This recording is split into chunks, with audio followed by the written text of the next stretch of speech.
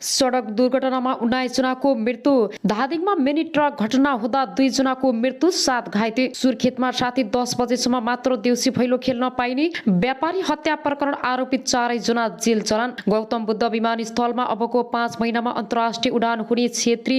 446 संक्रमित थपिए, 7 जनाको मृत्यु। झापामा 11.5 लाख भन्दा बढीको पटाका बरामद।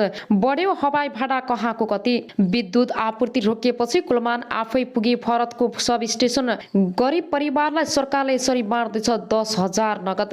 देउबाले उठाए यो मुद्दा, मोदीले जवाब दिए आफ्नो ठानेर सहयोग गर्छौं। तिहार लगत्तै मोदी नेपाल आउने, त्यसपछि देउबा भारत भ्रमणमा जाने। नमस्कार दर्शक, हार्दिक स्वागत छ यहाँहरू सम्पूर्णलाई सपना अनलाइन टिभीमा। निकै नै महत्त्वपूर्ण रिपोर्टका साथ उपस्थित भइसकेका छौं। हाम्रो मेहनतको लागि एउटा सानो लाइक र च्यानललाई सब्स्क्राइब गरी साथै छेउमा रहेको बेल आइकनलाई दबाई अलमा क्लिक गरेर साथ दिन नबिर्सनु होला। आउनु सब समाचारतर्फ लागौं। मन्त्री सवार गाडीले मोटरसाइकललाई ठक्कर दिँदा 1 जनाको ज्यान गएको छ भने 1 जना घाइते भएका छन्। लुम्बिनी प्रदेश सरकारका उद्योग वाणिज्य तथा आपूर्ति मन्त्री अजय साई सवार गाडीले एक मोटरसाइकललाई ठक्कर दिएको छ। बिहीबार अपराह्न 4 बजेतिर मन्त्री साई सवार VX332 नम्बरको गाडीले लु 78 पर 5663 मोटरसाइकललाई ठक्कर दिएको प्रहरीले जनाएको छ। बुटवलबाट भैरवातर्फ जाँदै गर्दा सुपन्देहीको तिलितोमा 3 शङ्कर नगरमा मन्त्री सवार गाडीले ठक्कर दिँदा बुटवल उपमहानगरपालिका 12 ताम नगर निवासी 20 वर्षीय मिगिन र मगर घाइते भएका हुन्। दुर्घटनामा परि घाइते व्यक्तिको वास्ता नगरी मन्त्री साई हतार अर्को गाडीमा चढेर पुनः भैरवातर्फ गएको प्रत्यक्षदर्शीको भनाइ छ।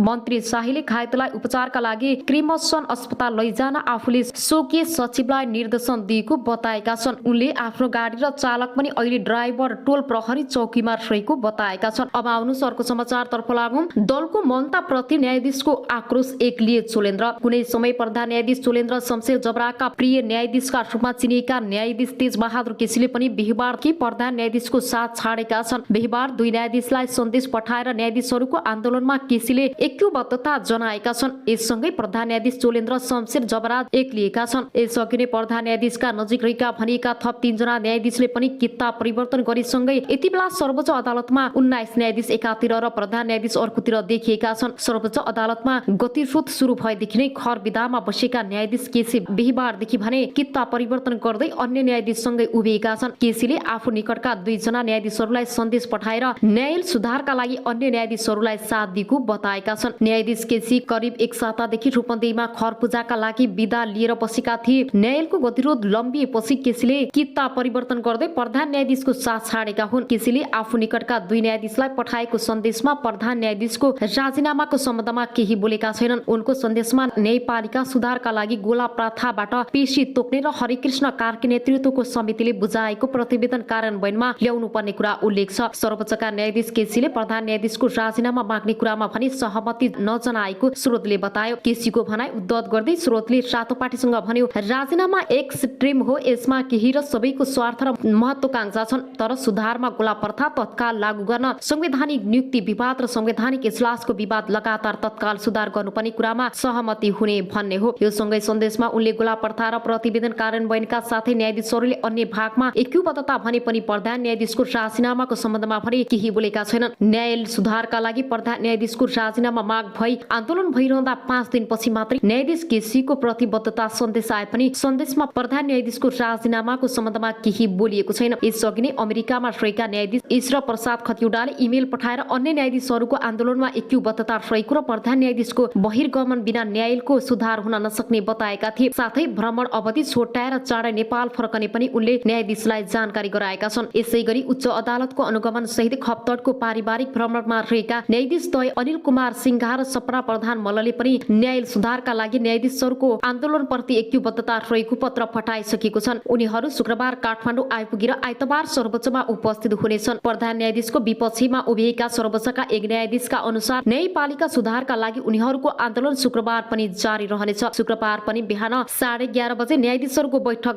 डाकिएको र कारण शुक्रबार पनि उनीहरू इजलासमा बस्ने छैनन्। प्रधान न्यायाधीशले आफूहरूलाई एकल इजलासमा पेशी तोकेमा पनि अन्य न्यायाधीशहरू पनि इजलासमा नबस्ने यी न्यायाधीशहरूले बताएका छन्। सर्वोच्च अदालत 5 दिनदेखि ठप हुँदा पनि प्रमुख राजनीतिक दलले मौनताप्रति न्यायाधीशहरूले चासो राख्न थालेका छन्। न्याय सुधारका लागि आन्दोलन भइरहँदा सुधारका लागि प्रधान न्यायाधीश चरम विवादमा पर्दा पनि राजीनामा नआउनु र राजनीतिक दलहरू मौनतामै बस्नु गम्भीर विषय भएको एक न्यायाधिवक्ताले बताएका छन्। उनले भने अब राजनीतिक दलहरूले बोल्नुपर्छ कि प्रधान न्यायाधीशहरूले गरिरहेका सबै काम र कुरा सही छन्, अन्य सबै न्यायाधीशहरू खराब हुन भन्नु पर्यो, होइन भने यस्तो गम्भीर विषयमा पनि अदालतहरू च्वाखे च्यापेर बस्नु कदापि राम्रो विषय होइन। यो कुनै व्यक्ति रहनु र नरहनुको कुरा होइन, यो त विधि पद्धति विधिको शासन न्यायपालिकाको प्रगति जनविश्वास र भरोसाको विषय हो। यस्तो अवस्थामा राजनीतिक दलले आफ्नो स्पष्ट धारणा राख्नुपर्छ। अब आउनुहोस् अर्को समाचारतर्फ लागौं। एमाले फुर्दा माधव नेपाललाई फाड्दा 2 महिनामै प्रदेश सरकारको नेतृत्वमा समाजवादी माधव कुमार नेपाल नेतृत्वको नेकपा एकीकृत समाजवादी पार्टीले बागमती प्रदेशबाट पहिलो मुख्यमन्त्री पाएको छ। एमालेबाट फुटेर नयाँ पार्टी बनेको 2 महिना नपुग्दै नेपाल नेतृत्वको पार्टीले सबैभन्दा ठूलो लाभ बागमतीबाट लिएको हो। सँगै सरकारमा 4 मन्त्री र 1 मन्त्री सहित सहभागी भइसकेको नेपाल नेतृत्वको पार्टी बागमतीबाट मुख्यमन्त्री यात्रा थालेको हो। बागमतीबाट मुख्यमन्त्रीको ढोका खोलेको समाजवादीले प्रदेश 1 मा पनि नेतृत्व लिने सम्भावना छ। गठबन्धन दल बीच सहमति भएमा आगामी कार्तिक 24 गते प्रदेश 1 मा राजेन्द्र राई मुख्यमन्त्री बन्नेछन्। नेकपा विभाजनपछि राष्ट्रिय सभाको उपनिर्वाचनमा एमाले उम्मेद्वार राम बहादुर थापा बादललाई हार चखाएर अघि बढेका नेपाली समाजवादी गठबन्धनपछि प्रदेश सरकारको पहिलो नेतृत्व बागमतीबाट लिएका हुन्। एमाले उपाध्यक्ष अष्टलक्ष्मी साक्यले विश्वासको मत लिन नसक्ने भएपछि बुधबार मात्रै बागमती प्रदेशको मुख्यमन्त्रीबाट राजीनामा दिएकी छन्। मुख्यमन्त्री साक्यको राजीनामासँगै 105 सदस्यीय प्रदेश सभाको बहुमत अर्थात् 49 जनाको समर्थन पाएका एकीकृत समाजवादीका उपाध्यक्ष राजेन्द्र पाण्डेले उक्त पद बिहीबारदेखि सम्हाल्दैछन्। अङ्क गणित अनुसार एकीकृत समाजवादी बागमती प्रदेश सभाको चौथो ठूलो दल हो। सरकार गुमाएपछि प्रदेश सभामा एमाले अझै ठूलो दलका रूपमा उपस्थित छ। एमालेका 43 सदस्य छन्। दोस्रो ठूलो दल माओवादी केन्द्रका 23 सदस्य छन् भने नेपाली कांग्रेसका 22 सदस्य सहित तेस्रो स्थानमा छ। बागमती प्रदेश सभामा एकीकृत समाजवादीका 13 जना मात्रै संसद छन्।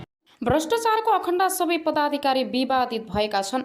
जनताको उपचार गर्न र चिकित्सक उत्पादन गर्न पूर्वी नेपालको धरानमा स्थापित बीपी कोइराला स्वास्थ्य विज्ञान प्रतिष्ठान भ्रष्टाचारको अखण्ड बनेको छ।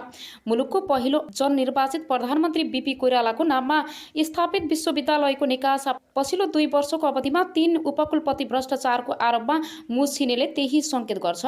2076 साल असार 26 गते प्रतिष्ठानका तत्कालीन उपकुलपति प्रा डाक्टर राजकुमार श्रैनियार 8 लाख रुपियाँ घुससहित पक्राउ परे। प्रतिष्ठानको भवन निर्माणले ठेक्काको कमिसन लिने क्रममा उनी निवासबाट पक्राउ परेका थिए। त्यसको 3 सातापछि अघिल्ला उपकुलपति बलभद्र प्रसाद दासमाथि 4 करोड भ्रष्टाचार मुद्दा लाग्यो। दुवै मुद्दा विशेष अदालतमा विचाराधीन भएका बेला नयाँ पदाधिकारीहरू पनि रत्तीभर डराएनन्, अनियमितता गरिरहे।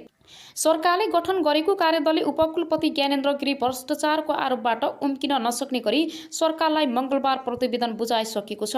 अख्तियारले गम्भीर रूपमा छानबिन गर्ने हो भने अहिलेका उपकुलपति गिरी सहितका पदाधिकारी जोडिने ठाउँ नै छैन। कार्यदलका एक सदस्यले अनलाइन खबरसँग भने राजनीतिको आडमा नियुक्ति भएपछि मलाई जे गर्न पछि छुट हुन्छ भन्ने सोचले यस्तो अवस्थामा पुर्याएको हो। उनी आफू त बदनाम भए संस्था समेत खराएसी बनाए।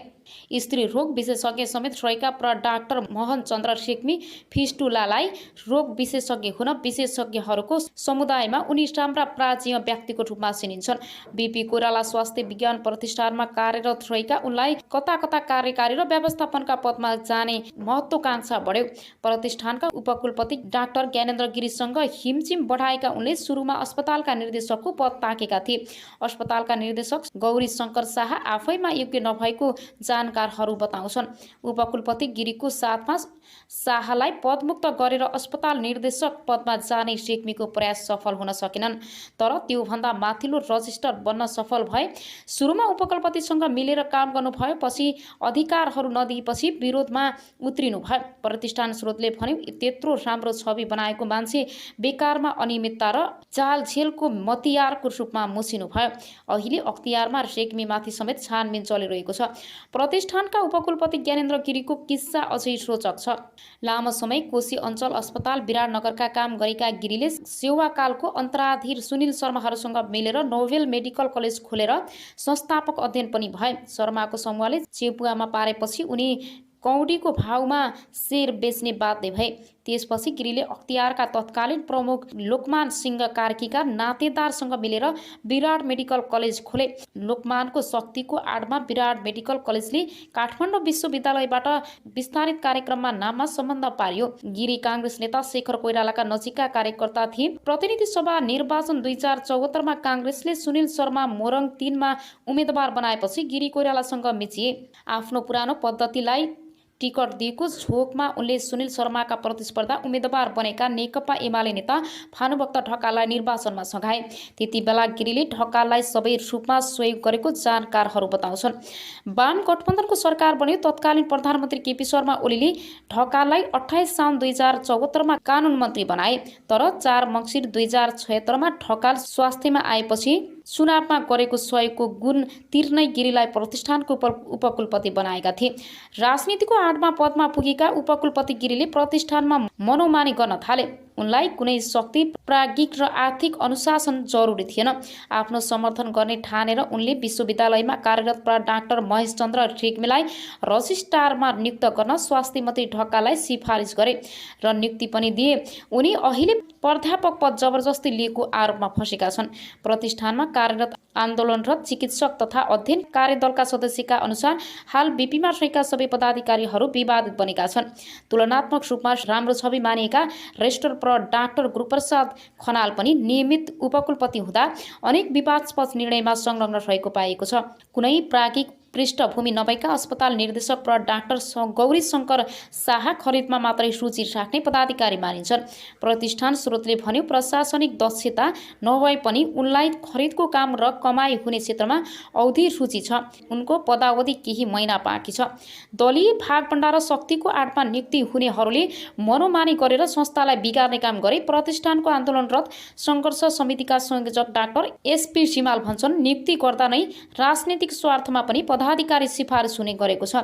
उनीहरूले शक्तिको आडमा अनियमितता गर्ने कुनै नौलो कुरा भएन। हरेक पटक दक्षता र क्षमता भन्दा पनि राजनीतिक संरक्षणका आधारमा पदाधिकारी नियुक्ति भएका छन्।